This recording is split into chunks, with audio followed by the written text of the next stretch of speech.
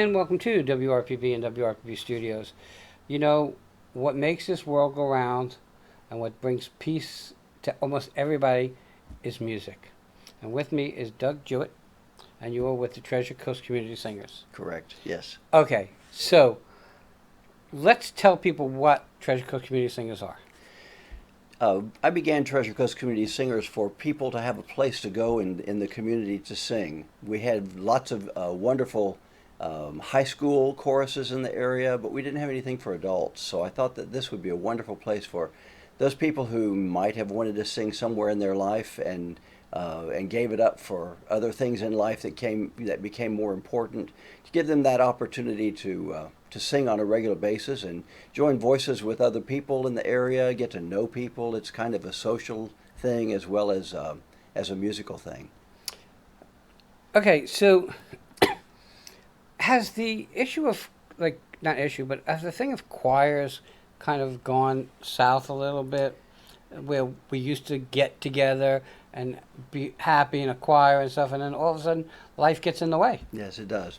And that happens with people when they start working, Right. when they have families, the children's activities take over, and so what I want to do as an adult, I can't do now until my children are raised, but once my children are gone, here's an opportunity for me to get back involved in choir.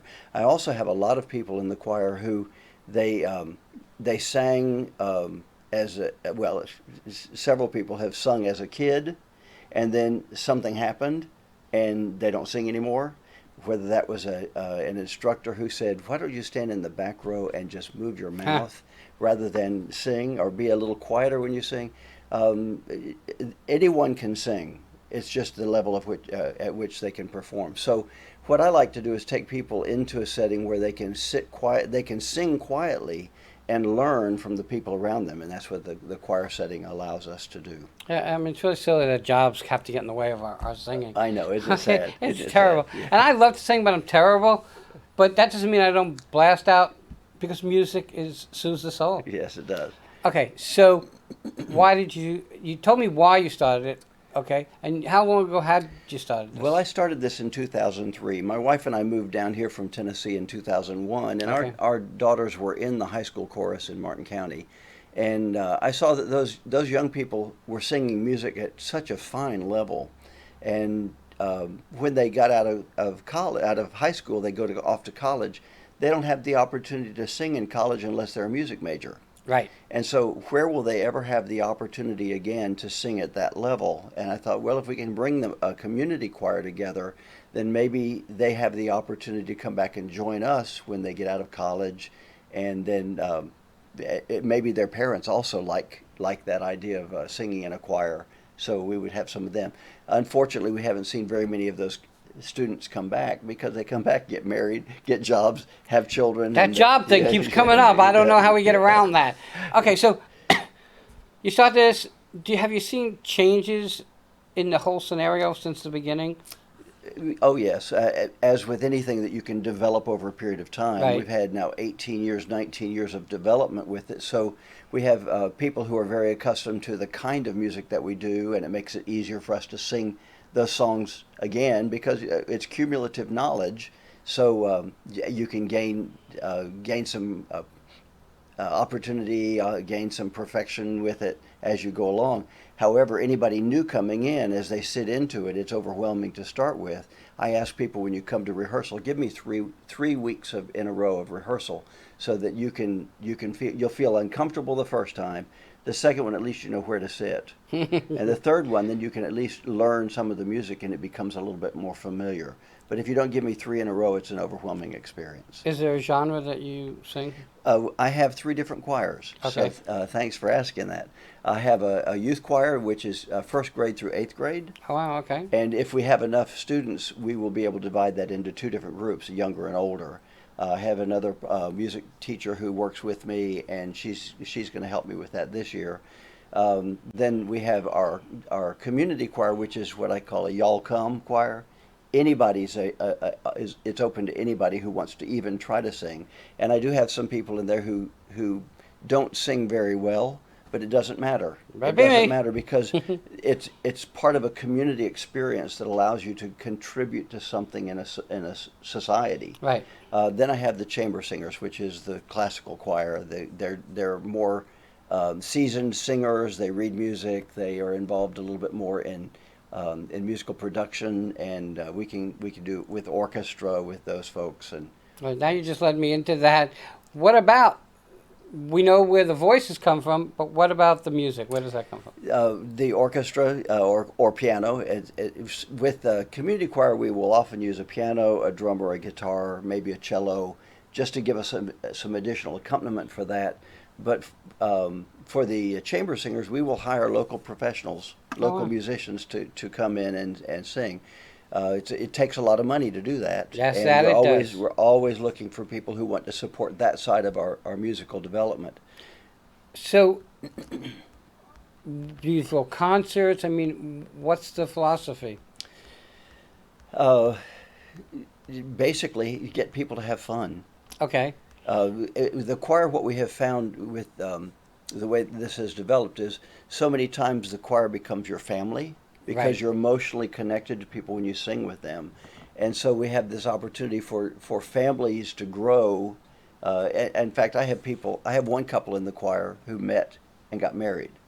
At the choir? Yeah, from the choir Right. membership. Oh, wow. And then I have other people who met their now best friends in the choir. They didn't know them before, but they got together. They began to sing together, and now they're best friends. They have coffee once a week or twice a week. They go out for drinks. Their families get together. They have meals. People ask, how do you meet new friends and stuff? Okay. And two of my best friends, I met by doing their interview. Mm-hmm. Okay. Mhm. And now they come over, they play cards, we go to Yes. their house for dinner. Yes. So it's amazing where you can meet people, but now you give them a hub of a bunch of people, and you won't connect with everybody. Right. And you don't have to connect with everybody. Right. Exactly. But it's nice to have that camaraderie with people who have the same interests as you. I have one fellow who says, "Come to sing, and you gain a family." You know, that's funny that you say that. So for me, it's come to interview and you kind of gain a family because a lot of people come on and then besides just doing this interview, we work further with them and help them out. And so we see them like every Friday or every Tuesday or once a month and they become part of the family. So well, I have a pizza place that we work with and I see him twice a month. I eat pizza there at least. And I'm on the west part of Lucy and he's in Jensen.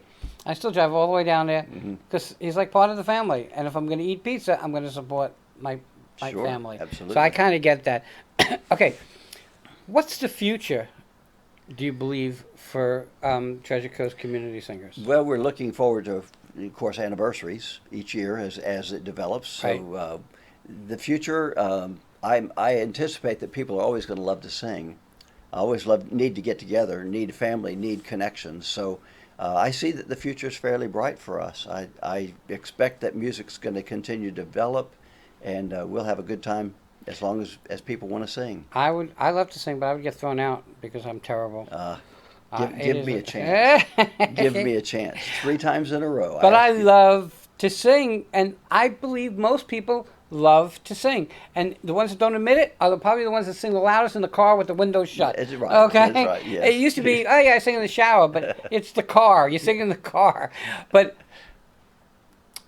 when you talk about, like you were talking about, well, you know, they can't do it anymore because they have kids and jobs. What about the young choir? Is that growing? The youth choir, it changes from year to year. Our problem with youth choir is they always grow up and leave us. Ah, But with the adult choir, you have them for a longer period of time, so because they're not aging out particularly. Of course, we do have those folks who age out, but until recent years, we haven't lost very many to death. Even wow, thank God. it has happened more recently, but not over a period of time.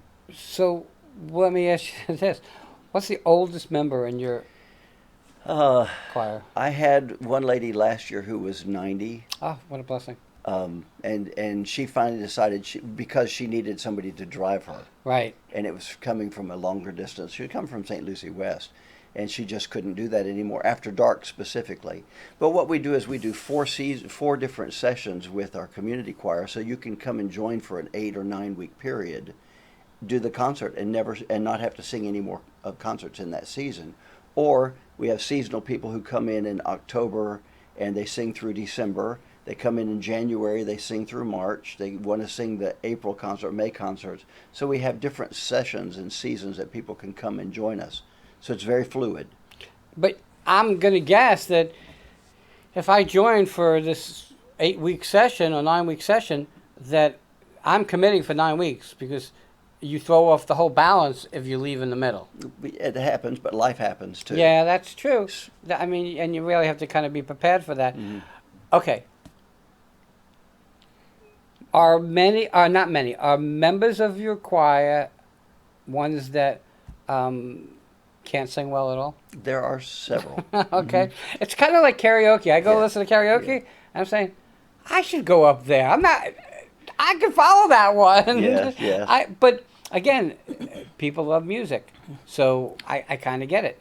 And even bad karaoke singers, people applaud to, because they got up there and they did it. Well, I take every rehearsal as a voice lesson. Okay. So if you're there, I'm teaching you particular things that you need to know about singing, so that you can become better, or at least think you're going to get better. But here's the thing: if you enjoy it, you should just do it. That's right. Okay. That's right. Life is too short and too stressful. If you enjoy something, just do it. All right. How do people find you? Do you have a website? Our website is tccsingers.org. That's plural, singers.org. And our phone number is 772-224-8807. Doug, I want to thank you for coming on. I want to thank you for everything you do. It's about being part of a community. You should be part of it. Check out the website, touch base with Doug, and get your voice heard, even if it's as bad as mine. We'll be right back.